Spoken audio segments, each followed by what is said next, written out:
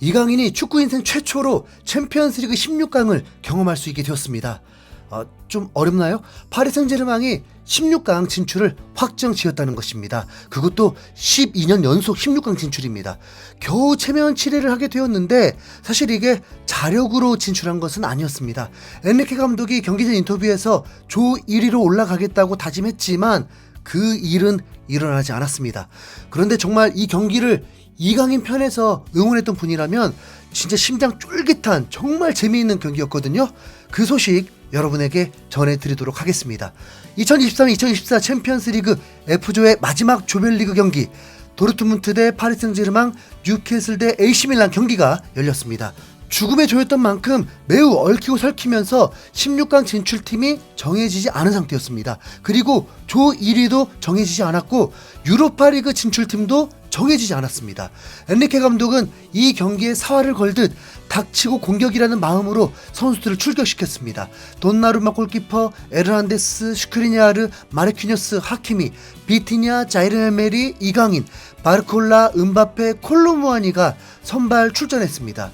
라인업을 보는 순간 솔직히 살짝 겁은 났습니다. 도르트문트는 독일 팀으로 우선 피지컬이 굉장히 좋습니다. 그런데 파리의 중원이 공격에 특화된 다소 피지컬은 부족한 선수들을 구성하면서 우가르테의 빈자리가 신경이 쓰였습니다. 우선 이 부분이 해결되려면 빠르게 골을 성공시키고 기선 제압을 해서 후반에 지킨다라고 생각할 수 있죠. 당연히 3일 후에 리그 경기도 준비를 해야 하니까요. 이강인은 이 중요한 경기에서도 선발 출전을 부름받으면서 4경기 연속 선발 출전이었습니다. 아쉬운 건 이강인이 오른쪽 윙어로 나서길 바랬는데 그게 이루어지지 않았습니다. 이 경기와 뉴캐슬의 경기가 동시에 시작되었는데 파리 생제르맹과 도르트문트의 경기는 전반부터 정말 재미있는 경기가 되었습니다.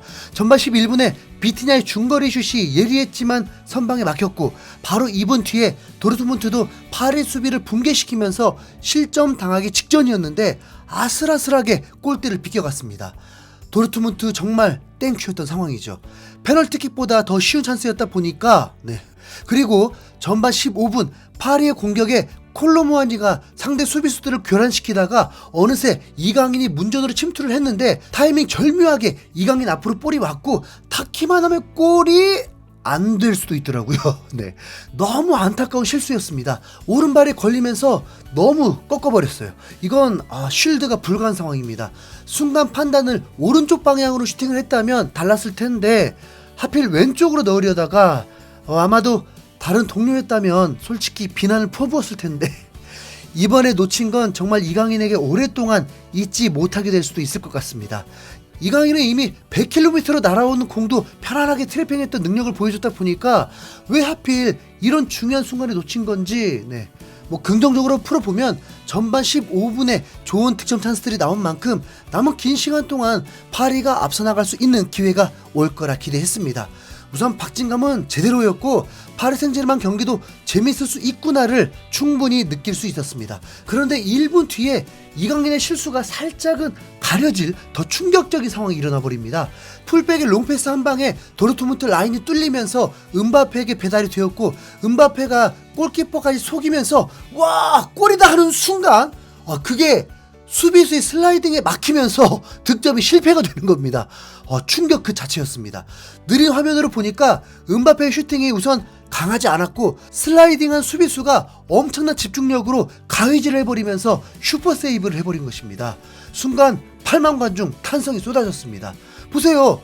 5분 만에 이런 순간들이 왔으니 얼마나 흥미진진했겠습니까? 기록으로는 파리 생제르맹이 전반에 유효 슈팅이 2개밖에 안 나와 있지만 슈팅 9개 안에서 결정적인 찬스들이 정말 많았습니다. 양팀 모두 조 1위가 목표였던 상황이었으니까 아닌가? 파리 생제르맹에겐 좀 더 간절했습니다. 전반에 갑자기 파리 생제르맹에게 매우 불리한 소식이 전해진 것입니다. 뉴캐슬이 1대0으로 앞서 있다는. 그렇게 되면 파리 생제르맹은 비겨도 챔스 16강 진출 실패가 되거든요. 이때부터는 심적 부담이 더 커지게 되죠. 급기야 파리 생제르맹은 후반 6분에 먼저 실점까지 하게 되면서 초토화 분위기가 되었습니다. 2골 이상이 필요한 상황이니까요. 후반 48분에 이강인이 살짝 체면 실례를 할 발리 중거리 슛도 나왔는데 아쉽게 골키퍼 정면으로 가버렸습니다.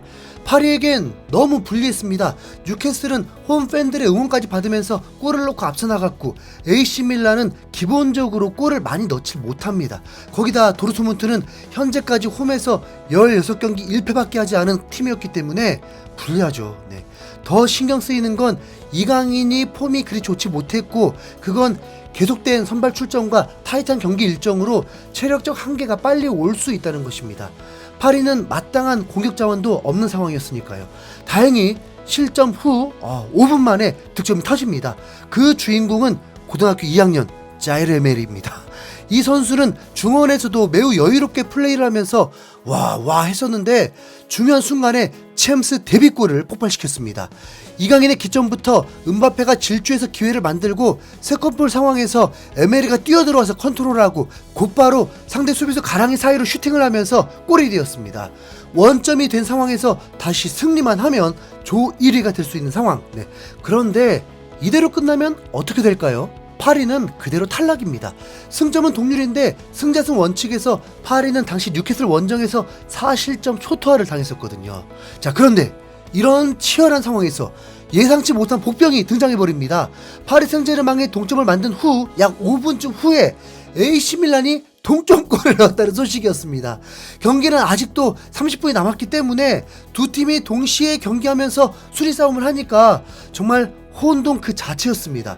이강인은 약 70분경에 역시나 우가르테와 교체가 되었는데 우선 이강인 교체보다 더 중요한 게 파리 생제르맹 16강 여부였다 보니까 초집중이었습니다. 어떤 상황이 일어날까 노심초사했지만 5분 뒤에 기어이 음바페의 역전골이 터지면서 1분간 조 1위가 되었습니다. 너무 순식간에 골이 되었고 중계진, 선수들, 팬들 모두 골에 취해 있었는데 옵사이드 여부가 남아 있었거든요. 그리고 반자동 시스템이었다 보니까 금세 논란 없는 옵사이드로 골 취소가 되었습니다. 이대로만 끝나면 그래도 파리 생제르맹은 2위로 올라갈 수 있었습니다. 하지만 어디든 단 한 골만 나와도 상황 급변하는데 어라? 저 멀리 뉴캐슬에서 또 소식이 먼저 들려왔습니다. 밀란이 아예 역전을 시키는 골로 앞서 나가게 된 것입니다. 아니 이러면 파리 생제르맹은 실점만 하지 않으면 무조건 조 2위 상황이 되거든요. 관중석에서 파리 회장의 희비가 교차되는 상황들이 비춰지고 엔리케 감독도 초조했는데 밀란이 역전하는 순간 엔리케 감독이 갑자기 흐뭇한 표정으로 바뀌었습니다. 이 경우가 뭐냐면 밀란은 이미 파리 생제르맹과 1승 1패를 거뒀지만 골득실 차이가 커서 승점이 동점이 되어도 파리가 우위를 점하는 거였습니다. 그러니까 밀란이 뉴캐슬을 5대1로 이겨도 밀란은 떨어져요. 네. 경기 종료가 얼마 남지 않은 상황에서 뉴캐슬은 동점골을 넣어도 떨어지는 거기 때문에 파리 생제르맹이 매우 유리하죠. 네. 그런데 도르트문트는 눈치 없게 본인들 홈이라고 파리 생제르맹을 무너뜨릴 뻔한 위험한 상황도 만들고 경기 보는 내내 선수들의 심리전도 재밌었습니다. 도르트문트가 이대로 끝내겠다 하다가 파리 생제르맹이 골이라도 넣으면 배신해버리듯이 순위 역전까지 되니까 또 다른 전쟁되니까요. 네. 이 상황은 그대로 유지되면서 양팀 모두 경기가 끝이 났고 최종 파리 생제르맹이 조 2위로 16강에 진출하게 되었습니다. 재밌지 않나요? 어느 정도 예상했던 건 뉴캐슬은 부상자도 너무 많고 이미 체력이 안 되는 것도 토트넘전에서 보여줬고 센터백 라인이 너무 헐겁거든요. AC 밀란 덕에 이강인이 챔스 16강을 경험할 수 있게 되었습니다. 파리는 우승이 목표긴 한데 그러려면 행운과 골 결정력을 많이 높여야 할 듯합니다. 네. 이번 컨텐츠는 여기까지 하죠. 네. 이강인이 부진했지만 그래도 16강 진출은 축하합니다. 이상 흰수염고래였습니다. 감사합니다.